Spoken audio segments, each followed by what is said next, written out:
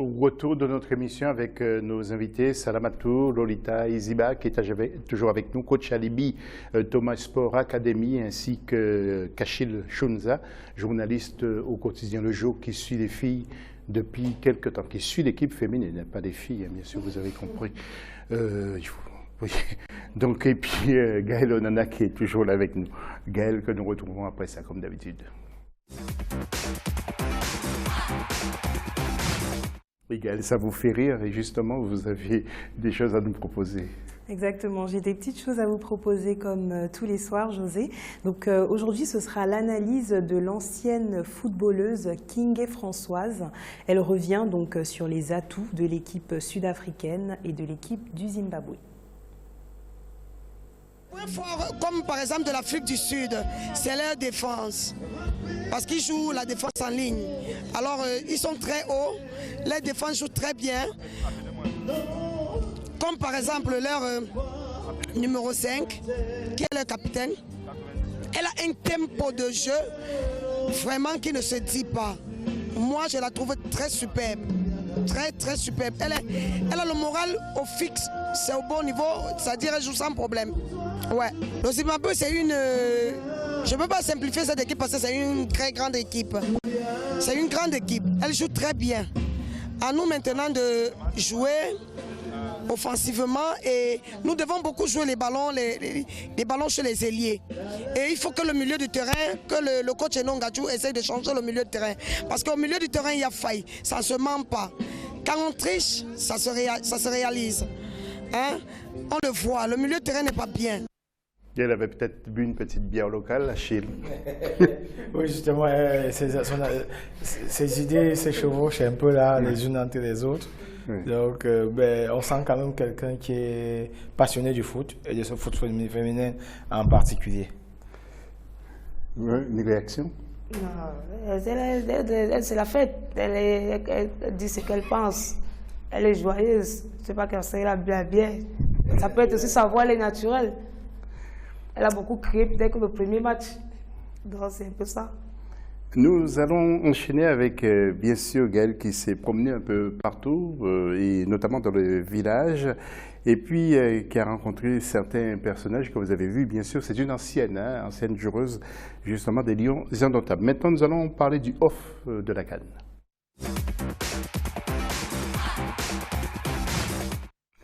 Il s'agit d'une joueuse égyptienne, justement, vous parliez des joueuses égyptiennes qui ne sont pas venues pour distribuer des points, justement. Elle a rencontré une autre. Que nous sommes venus dans ce tournoi pour partager des points. Comme toutes les autres équipes, nous voulons en gagner. C'est vrai que cela fait 17 ans que nous n'avons plus participé à la compétition, mais le football féminin en Égypte a beaucoup évolué ces dernières années. Nous sommes déterminés à aller jusqu'au bout et si les autres équipes pensent que nous allons leur distribuer des points, nous allons à travers notre jeu leur prouver le contraire.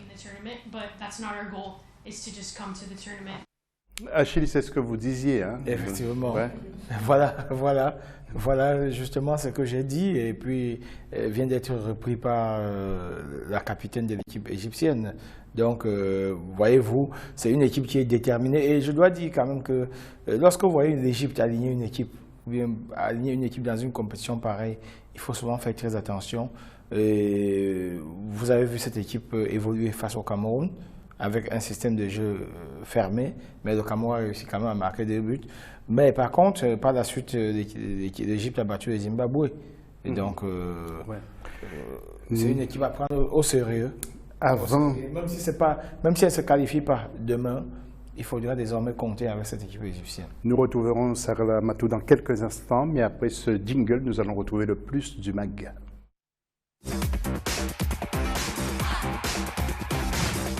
Et nous partons au Bénin pour tester donc l'effet ou la qualité du football féminin dans ce pays et justement ce reportage de la rédaction d'Africa 24.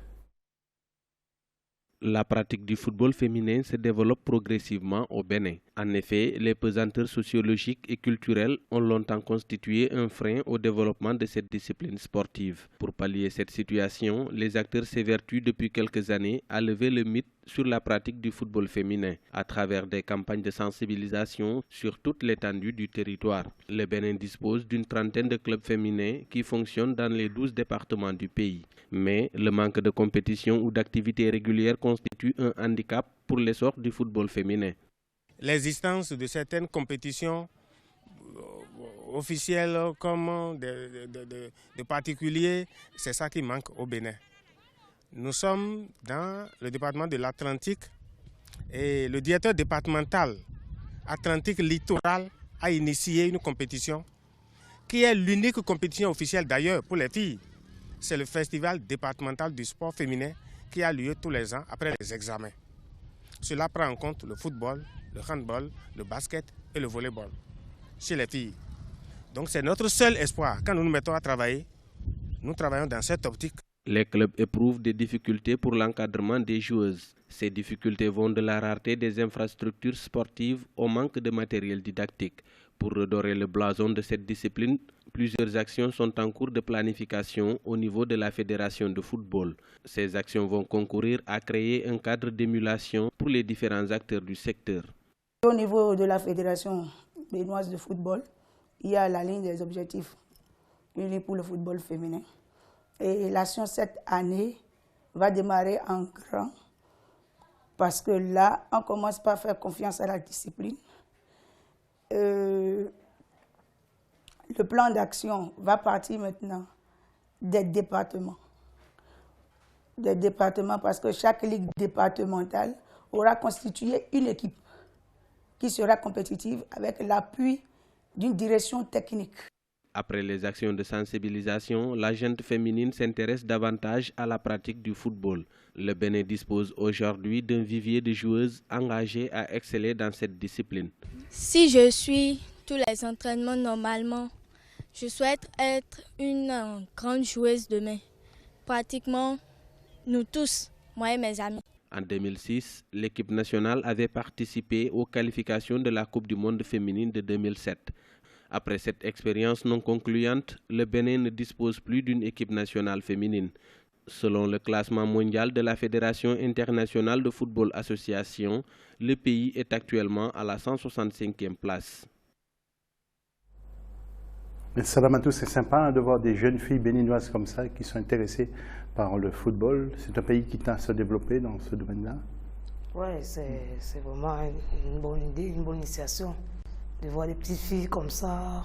Vous en recevez beaucoup des filles dans votre académie aussi? Oui, plusieurs en ce moment, elles viennent même très très nombreuses. Oui. Quel âge à peu près? 12 ans, 13 ans, 14 ans. Ouais.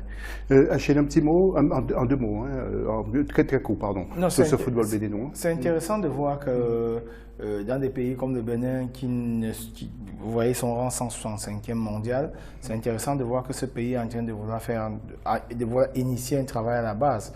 Parce que, faut-il le dire, le football ne se développe que à partir de la base. Il ne s'agit pas d'aller voir le sommet, mais il faut voir si ce sommet est assis sur une base bien construite. Et la base bien construite, c'est la formation. Et c'est ça qui est en train d'être fait au Bénin. Et je crois que probablement, Dieu voulant, le Bénin devra rebondir. Gaëlle, on peut rappeler la question? Oui, bien sûr. Donc, on rappelle aux internautes et aux téléspectateurs la question du jour, qui est qui de l'Égypte, de l'Afrique du Sud et du Zimbabwe accompagnera selon vous le Cameroun en demi-finale? Vous pouvez réagir via nos canaux habituels, Facebook, Twitter, email et WhatsApp. Vous avez encore à peu près moins de 5 minutes. Encore même pas, Gaëlle. Oui, à peu près. La pastille Jobel consacrée aujourd'hui au Nigeria.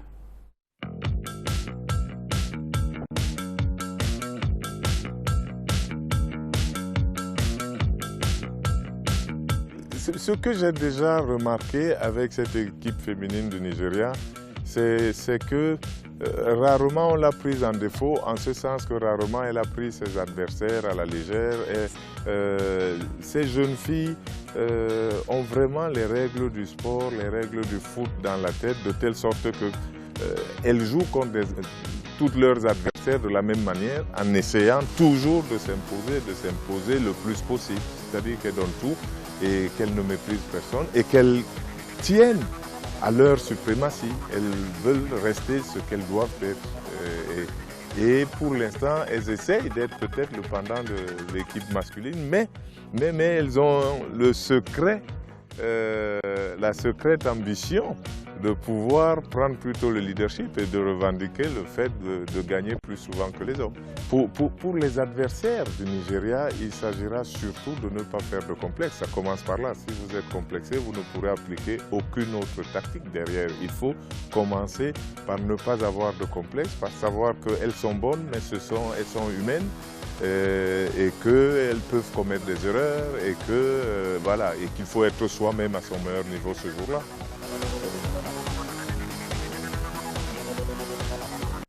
Et avant de retrouver nos invités, vous avez l'habitude, c'est l'instant web. Et puis les téléspectateurs sont de plus en plus nombreux et Gaëlle va tout nous dire.